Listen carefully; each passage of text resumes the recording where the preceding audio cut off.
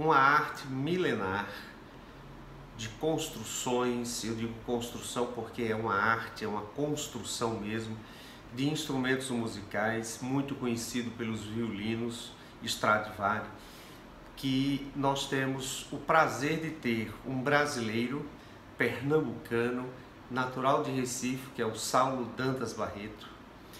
Ele é uma personalidade nesta área, tem habilidades perfeitas e seu trabalho hoje compõe os quadros, o acervo de várias casas de nobreza da Europa, mas em destaque a Casa Espanhola, com a Rainha Sofia recebendo o trabalho do Saulo Barreto e expondo em suas dependências na Espanha. E nós vamos conhecer um pouco do Saulo Barreto através deste livro, Aleijadinho, e sobre que contém sua vida e obra. Vamos conhecer um pouco e saber quem é Saulo Dantas Barreto.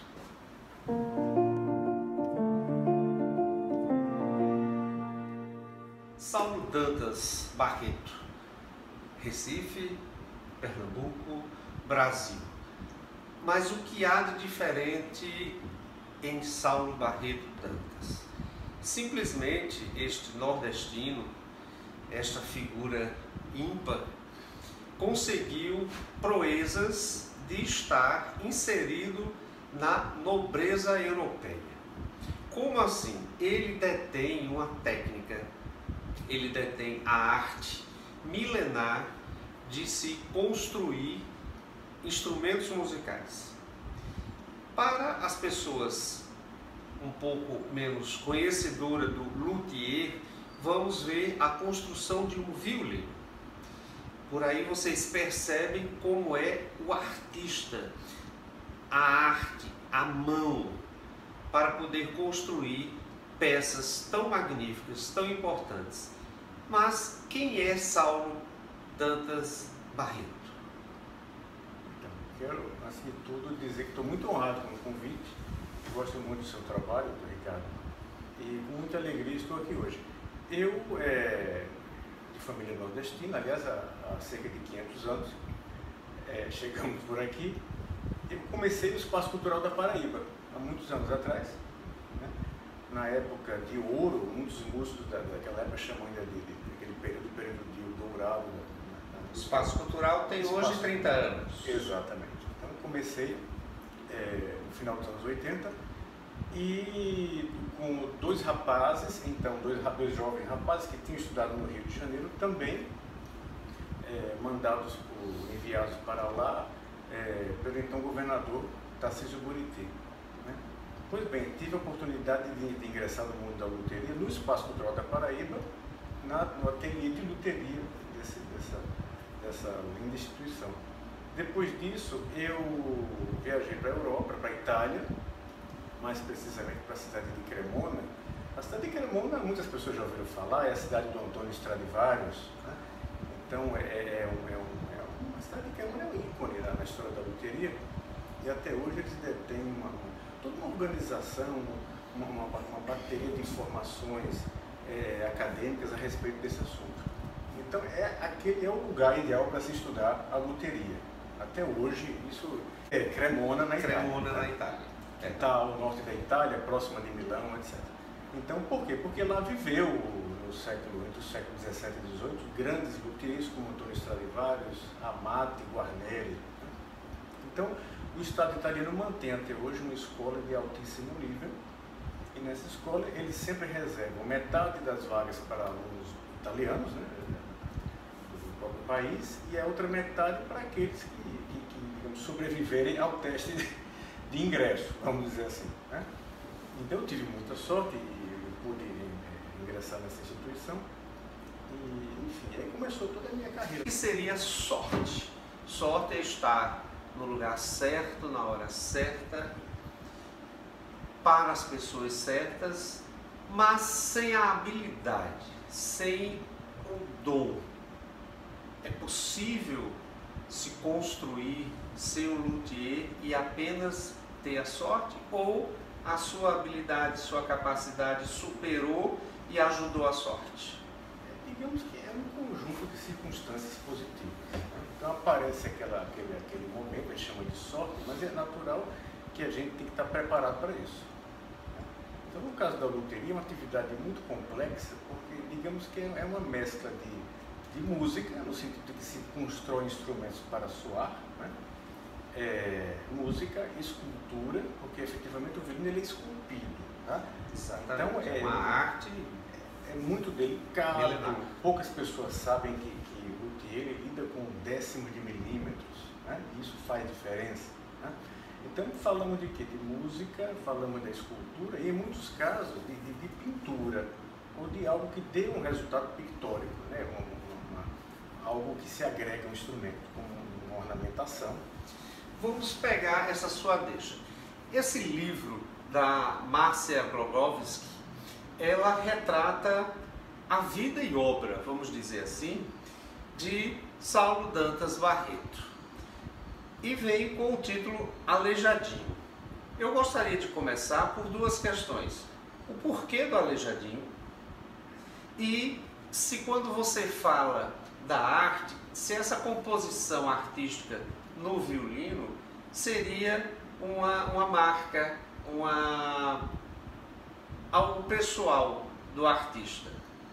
Pois bem, é uma boa pergunta. Então, no caso do violoncelo aleijadinho, que é um dos instrumentos da minha série de instrumentos temáticos, essa expressão foi cunhada por mim, porque isso não existia antes. Então, imagine que um músico chega ao seu ateliê, olha, eu quero encomendar um instrumento temático, a primeira coisa é definir o tema. Né? Uma vez definido o tema, nesse caso foi o grande escultor brasileiro, que viveu entre o 1700 e 1800, Antônio Francisco Lisboa. Então, escolheu-se o tema, depois disso se faz o que? Um esboço, um desenho, né? É apresentado ao futuro proprietário. Então, uma vez batido o martelo, decidido aquilo, começa o trabalho propriamente dito. Então, esse é um exemplo de um instrumento que está feito para soar, né? Lógico, antes de tudo, o instrumento musical está feito para soar. Agora, agrega-se alguma coisa de especial a ele. Né? Então, como resultado, nós temos algo que é absolutamente exclusivo.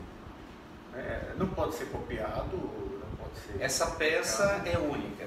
Essa peça é única. Então, eu nunca repito a ornamentação. Em primeiro lugar, porque quando a gente fala de luteria, apesar de estar muito difundida a ideia de que os luthiers têm que fazer réplica dos instrumentos do passado, e muitos fazem, na verdade, mas por motivos comerciais, etc., a luteria é uma arte. Então, quando a gente fala de arte, nós estamos falando de criação, antes de tudo.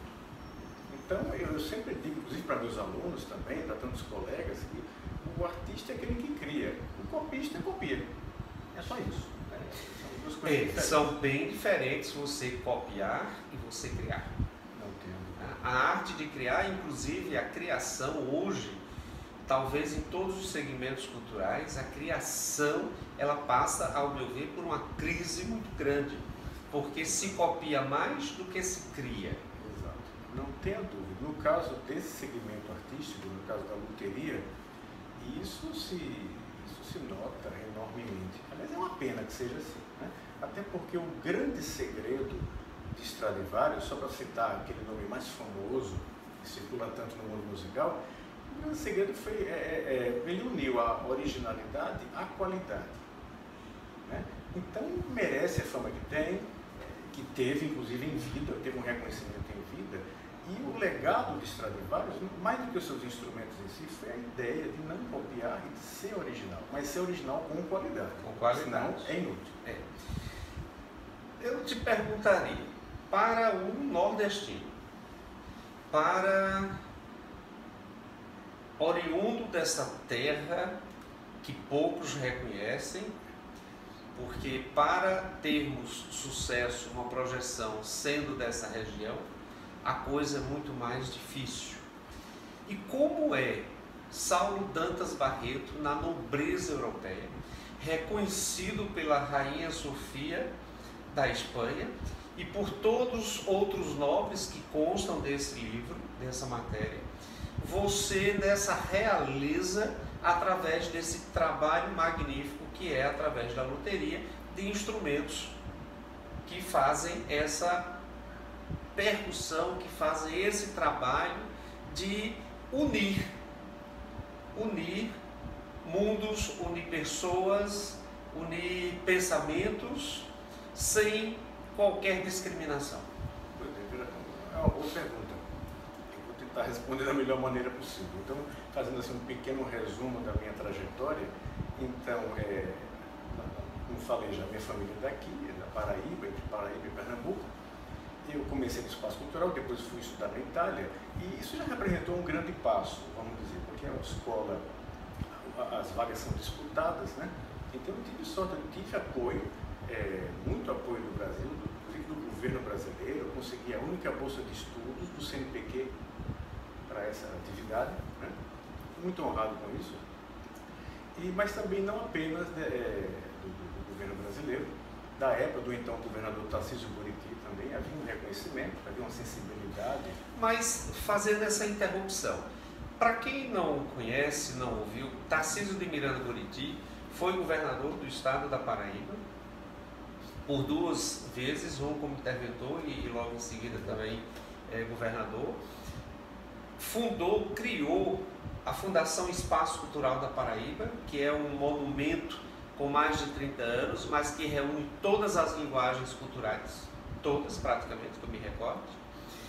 E ele tinha como a pupila dos brilhos dos olhos dele a Orquestra Sinfônica da Paraíba, que na época foi consagrada uma das melhores orquestras, com grandes concertos, com grandes nomes e diria, uma projeção imensa à Paraíba naquela época. Uma vaga como músico da Orquestra Sinfônica da Paraíba era realmente um grande troféu. Com certeza. Mas isso só para fazer esse encarte sobre Tarcísio de Miranda Buriti. Muito bem colocado, porque isso aí já dá uma ideia ao seu público do ambiente no qual eu me encontrava quando tudo isso começou. Um ambiente propício. Mas você estava na Paraíba, um dos melhores estados da federação. Sim, mas havia o Espaço Cultural da Paraíba. Uma espécie de oásis maravilhoso para quem gosta de música em geral, não só música erudita. Sempre foi frequentado por todas as pessoas, todas as classes sociais, e até hoje isso é assim, né? Que maravilha. Então, a citação é justa ao nome do ex-governador, né? Já falecido, Tarcísio Buriti. Foi uma ideia dele, no geral, foi dele aquilo tudo. E eu me sinto também fruto desse momento venturoso paraibano, né? Então, logo depois disso, então, prosseguindo, eu tive a oportunidade de estudar na Escola de Luteria de Cremona. Já foi um passo importante, como eu dizia, porque uma escola onde as vagas são muito disputadas, ensina-se a luteria de uma maneira de um altíssimo nível. São várias matérias, entre física, acústica, tocar instrumento. Fui, inclusive, nesse sentido, tive muita sorte, porque eu tinha já concluído na Universidade Federal da Paraíba o bacharelado em música, com habilitação em violino. Então, eu tocava já violino, né? Então, eu ingressei na escola e isso facilitou a minha vida. E também outra coisa positiva que aconteceu, que naquele momento que eu cheguei lá, abri-se a turma de um professor, na época o maior professor de luteria, infelizmente já falecido, poucos anos atrás, depositário da grande tradição de luteria italiana do século XX. Né?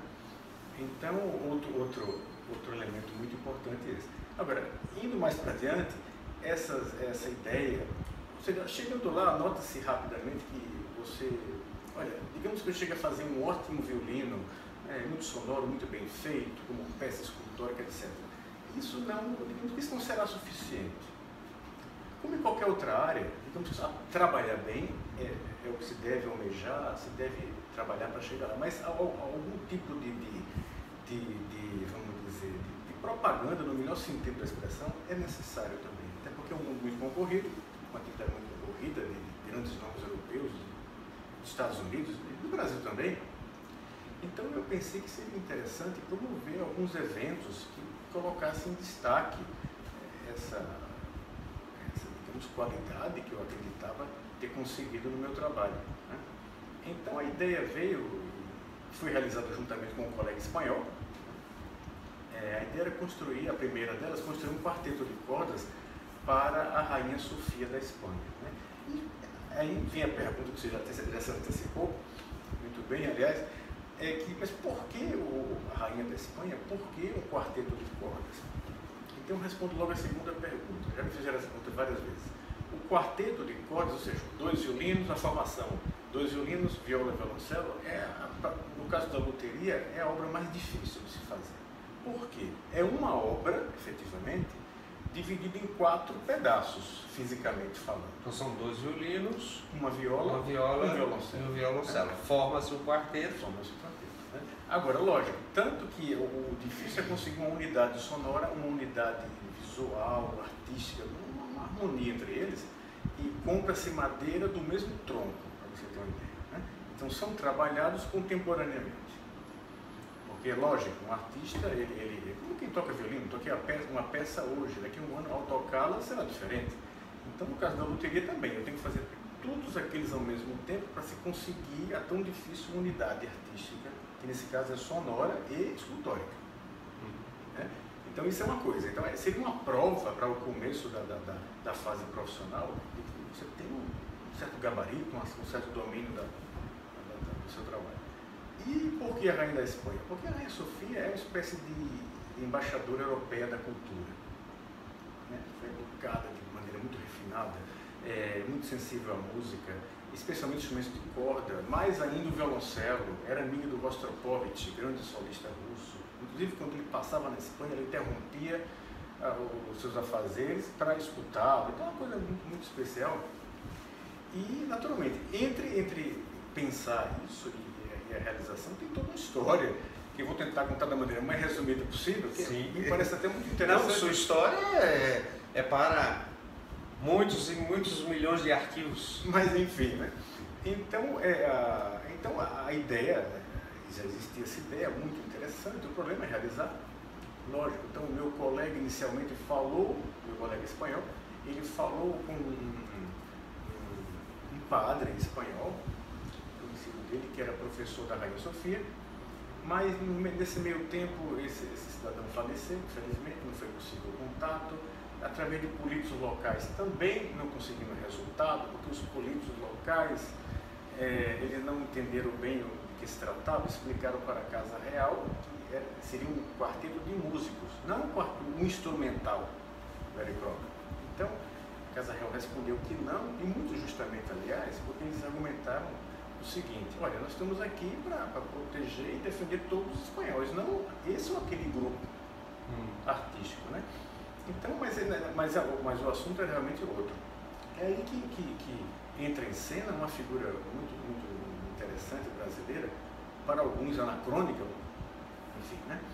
Que foi o príncipe Dom Pedro, o neto da princesa Isabel. Né? Então, eu sempre gostei muito de ler sobre a história do Brasil e eu raciocinei, puxa, então eu suponho que deve ser mais fácil para um príncipe falar com a rainha do que um deputado, ou mesmo um governador aqui de um país que está tão longe, né? E digamos que a estratégia funcionou, então fui muito bem recebido por esse senhor, muito gentil, muito educado, muito refinado, ficou muito sensibilizado com isso. Eu estou falando do príncipe Dom Pedro Gastão de Orleans e Bragança, neto da princesa Isabel, veja que coisa curiosa. Então ele nos encontramos, ele viu toda a ideia, e no final daquilo ele falou: olha, eu acho que isso é bom para o Brasil, eu vou falar com Sua Majestade. Ele efetivamente falou com a rainha e ela disse que eu quero os instrumentos no palácio. Né? Isso aí significa o quê? Significa que todas as obras de arte que estão no Palácio Real de Madrid, aliás, em todos os palácios espanhóis, foram compras ou presentes recebidos ao longo de toda a história da Espanha. Então, é uma espécie de resumo artístico extraordinário dessa história. E essas obras de arte que lá se encontram, elas são o patrimônio nacional espanhol, é propriedade do povo espanhol. Né? Então, o maior status para uma obra de arte na Espanha. Com certeza. Então, enfim, esses instrumentos passaram, essa frase, ou seja, a rainha dizendo que queria os instrumentos lá, significava isso, que eles aceitavam isso aí, e os instrumentos efetivamente se encontram até hoje na coleção de instrumentos do Palácio Real de Madrid, são tocados, eventualmente, né? Houve inclusive um primeiro concerto inaugural, onde estava presente o embaixador do Brasil em Madrid, o embaixador da Itália, outras autoridades, e a própria rainha escolheu o programa do concerto. Ela escolheu um quarteto de Villa-Lobos, um quarteto de Boccherini, italiano, um quarteto de um espanhol, né? Então foi tudo muito bonito, muito emocionante. E imagine só que ao lado, hoje em dia, em resumo, podemos dizer que ao lado do quarteto de Stradivarius, que pertence à coleção do Palácio Real de Madrid, tem um quarteto de um brasileiro.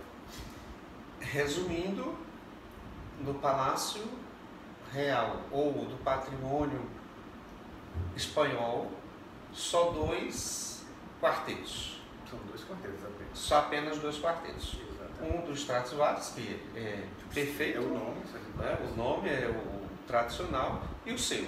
Então isso é uma honra, né? O Brasil ter essa posição de um instrumento tão rico na sua emissão sonora. Exatamente. Mas, passando um pouco dessa parte da nobreza, que já vimos que você realmente domina a Europa, a sua instalação no Brasil não se dá em João Pessoa e sim em Fortaleza. Por qual motivo? O que vai ser feito em Fortaleza com essa obra-prima que são suas mãos? Então, com esse instrumento cirúrgico. Muito bem, então vamos lá. Então, na verdade, eu voltei para o Brasil depois dessa fase europeia que durou cerca de 12 anos, entre a Itália e a Espanha. Eu voltei para cá há cerca de 20 anos e me estabeleci em São Paulo. Ainda estou estabelecido lá. Acontece que agora apareceu um convite muito interessante de uma entidade, uma ONG do estado do Ceará, querendo montar um ótimo curso de luteria no Brasil. O Brasil tem, com certeza, bons cursos de luteria, pelo menos 2 ou 3 muito bons, né? E eles decidiram montar esse curso com o máximo possível de qualidade. Inclusive, o número, geralmente o problema de quem quer montar curso de luteria no Brasil é que querem uma quantidade de alunos muito grande, talvez porque impressiona mais, os patrocinadores, não sei. Eles não, eles disseram, nós queremos qualidade. Então o número é muito reduzido, estamos lá entre 8 a 10 alunos, né, que farão esse curso de 4 anos. Posso citar o nome da entidade? Citar. Então, esse projeto que se chama de Jocoi, é um projeto do maestro Enio Antunes, de São Paulo, que se encontra lá.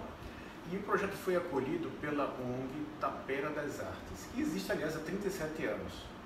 Para termos brasileiros, isso aí já é uma marca considerável, né? E com uma qualidade, uma consideração, etc. Então, esse curso começa agora, então estou deslocando sempre entre o estado de São Paulo e o estado do Ceará, por conta disso. É fantástico termos essas colocações, porque a gente consegue observar a sua dedicação, evidentemente, o seu labor de estar envolvido nessa arte.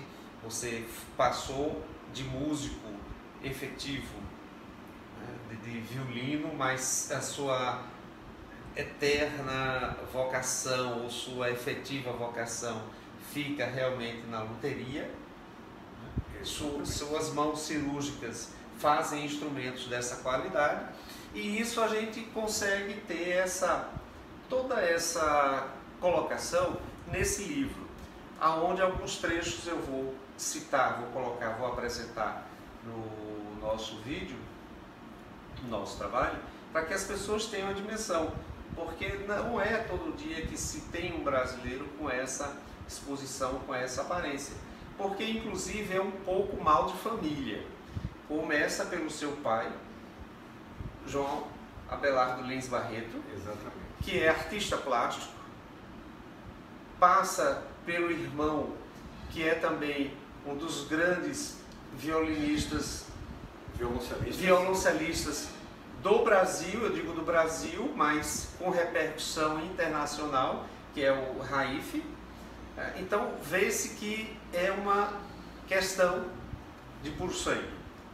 a música clássica, a arte, ela está impregnada, é um vírus na família Barreto. Então, Né? Isso é realmente fantástico, quando a gente pega essa linhagem de brasileiros europeus, principalmente você e seu irmão, pelo trabalho que vem sendo feito.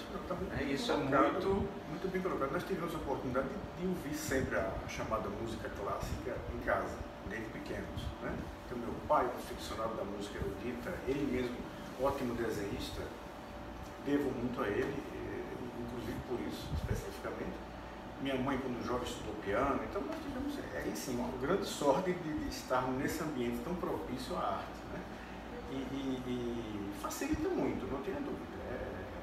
Desabrochar de tendência, de facilidades artísticas, isso aí ajudou bastante, muitíssimo. Né? Muito bom conhecer você, conhecer seu trabalho, ver essa linhagem familiar, né, de grande solidez nas artes, e deixo aqui você bem à vontade para fazer suas considerações finais, principalmente nesse mundo que nós estamos hoje, com essa dispersão das pessoas à cultura, com essa dispersão das pessoas devido à necessidade tecnológica de estar evoluindo.